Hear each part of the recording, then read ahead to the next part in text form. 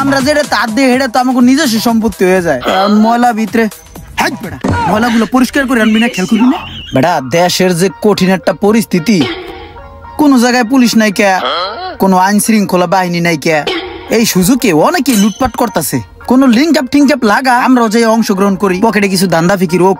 আরে বেটা আমারও তো পুরো মাথা মুতা নষ্ট, এমন একটা সুবর্ণ সুযোগ যাইতেছে, কিন্তু কোনো লিঙ্ক আপই করতে পারতাছি না। লিঙ্ক আপ লাগাই রাখছি, ওরা খবর দিলে নগদ আমরা জামগা। চল আবগা। রাস্তাঘাট যেহেতু আমাদের, তাহলে পরিষ্কারের দায়িত্বটাই আমাদেরই নিতে হবে। এই সবাই ভালো মতো পরিষ্কার কর।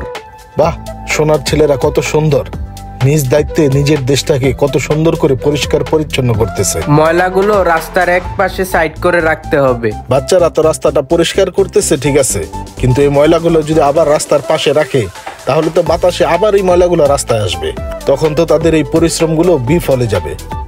ময়লাগুলো এক জায়গায় করো, এক জায়গায় করো, সবগুলো ময়লা এক জায়গায় করো, একটা ময়লাও যাতে রাস্তায় পড়ে না থাকে। আচ্ছা ঠিক আছে।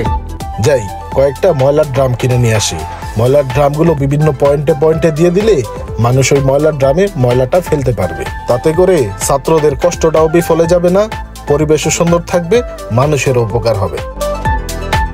এগুলো তো এইভাবে রাস্তায় রাখা যাবে না। কিছু করার নাই, আপাতত রাস্তার একটা সাইডে রাখি, তাছাড়া কোনো উপায় নাই। ঠিক আছে, তাহলে রাস্তার একটা সাইড করে রাখ। এই দৌড়া সাইড কর। যাই, সময় নষ্ট না করে ওরা ওদের কাজ করুক, আমি আমার ড্রামটা কিনে নিয়ে আসি। ওই গাই দাঁড়াও, আস্তে।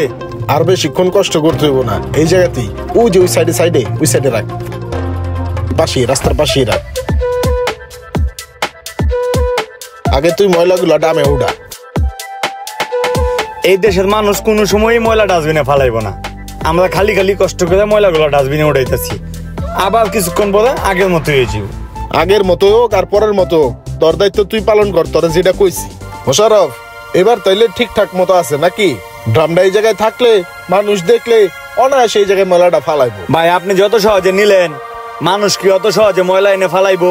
আরে রাস্তার পাশে এত বড় একটা ড্রাম দিছি ময়লা ফালানোর লেগা, মানুষের ড্রামে ফালাইবো না তো ফালাইবো কই?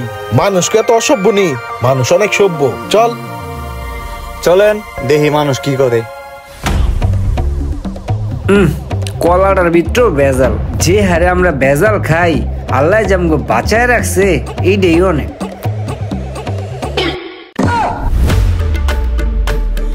দেখছেন ভাই, আমি আপনার আগেই কইছিলাম এই মানুষ এত সভ্য না। ময়লার ডাস্টবিনটা হাতের কাছে থুয়াও শুক্লাটা দেখেন নিচে ফেলাইছে। এক কাম কর, ওরা ডাক দে। এই ভাই, এই এদিকে আসো। কি হয়েছে, কোনো সমস্যা? সমস্যা তো অবশ্যই, সমস্যা না হইলে কি আপনার ডাকতাম? রাস্তায় ময়লা ফালানোর জন্য একটা ডাস্টবিন দেওয়া সত্ত্বেও আপনি হাইটা আইসা ময়লার ড্রামের সামনে ময়লাটা ফালাইলেন কেন? ড্রামে ফালানো গেল না, ময়লাটা বাহিরে ফালাইলেন কেন? জ্ঞান বুদ্ধি নাই? আরে ভাই, আমি অন্যায় কি করলাম? আমি একলাই কি ফালাই? সবাই তো ফালায়। সবাই রাস্তায় ফালাই দেখে কি আপনিও রাস্তায় ফালাইবেন? আজকে যদি আপনি রাস্তায় ফালান, কালকে যদি আমিও রাস্তায় ফালাই, তাহলে এই ময়লার ড্রাম দেওয়ার মানেটা কি? আমি যদি নিজ নিজ দায়িত্ব থেকে নিজেকে সংশোধন না করি, তাহলে কি এই দেশটাকে সুন্দরভাবে গড়তে পারবো আমরা? শোনেন, আমাদের নিজ নিজ স্থান থেকে প্রত্যেকের মন মানসিকতা ঠিক করতে হবে, তাহলে সবাই মিলে একটা সুন্দর দেশ গড়তে পারবো আমরা। ঠিক আছে ভাই, জায়গা। শোনেন, কই যেতেছেন? আপনি যে ভুলটা করছেন, এই ভুলটা কি আপনি শুধরাবেন না? আপনি ওই ড্রামটার ওইখানে 2 ঘন্টা দাঁড়ায় থাকবেন, আর এই 2 ঘন্টায় আপনার মতো ভুল যাতে কেউ না করে সেটা আপনি খেয়াল করবেন, ঠিক আছে? রাস্তায় কলার সলকা ফালাইছি না জানি একটা মহা পাপ করছি।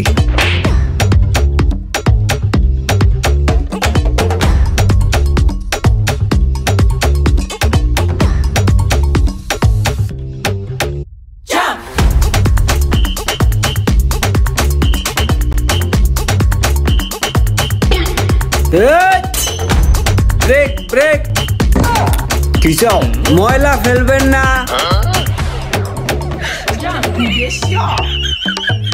কি হয়েছে ভাই, সমস্যা কি? সমস্যা কিছু না, আবার অনেক কিছু। আপনি ময়লাটা রাস্তায় ফেলাইতেছেন কেন? আপনি দেখেন না যে এখানে ডাস্টবিন দেওয়া রয়েছে? আপনি জানেন না দেশ সংস্কারের কাজ চলতেছে? প্রত্যেকটা মানুষকে নিজ দায়িত্বে দেশ সংস্কারের কাজ করতে হবে।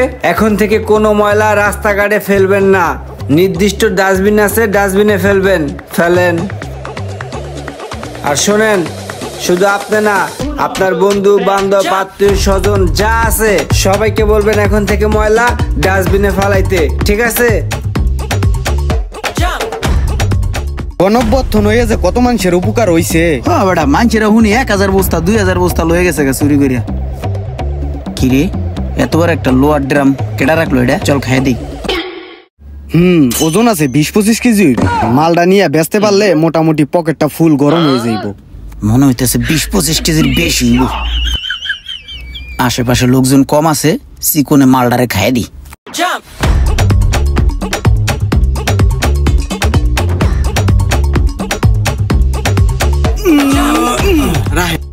মাল নিয়ে আইছি ভাই, লোহা কত করে চলতেছে? পালাটা বাইকের ওজন দেন। কি রে, ওরা ময়লার ড্রাম নিয়ে আইছে বেচার লিগা? কত বড় খারাপ হইলে মানুষ ময়লার ড্রাম বেচতে আনে, তা আবার ভিতরে ময়লাও আছে। কোথা থেকে আনছো এটা? আমগো নিজস্ব সম্পত্তি। এটা তো নিজস্ব সম্পত্তি? এটা তো বেটা ময়লার ডাস্টবিন, এটা ওই রাস্তার মাথায় ছিল, আমি সকালবেলাও দেখে আইছি। এটা তো নিজস্ব সম্পত্তি বেটা, চোরের গোষ্ঠী।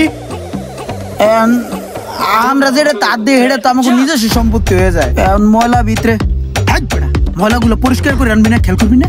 আরে বেটা, ময়লা ডিজে হালাম, সময়টা পাইলাম কোথায়? চুরি করতে করতে এত নিচে নামে গেছো যে ময়লার ড্রামটা পর্যন্ত সারস নাই। চোরের মায়ের বড় গলা। এই এলাকার যত ময়লার ড্রাম আছে সব কটা ময়লার ড্রাম এখন থেকে তোরা পাহারা দিবি, আর একটা ময়লার ড্রাম যদি আড়াই তাহলে তোরা দিবি। আর এইটা যে জায়গায় ছিল ওই জায়গায় ওইখানে ওইভাবে রাখবি, কথাটা যেন মনে থাকে। যা।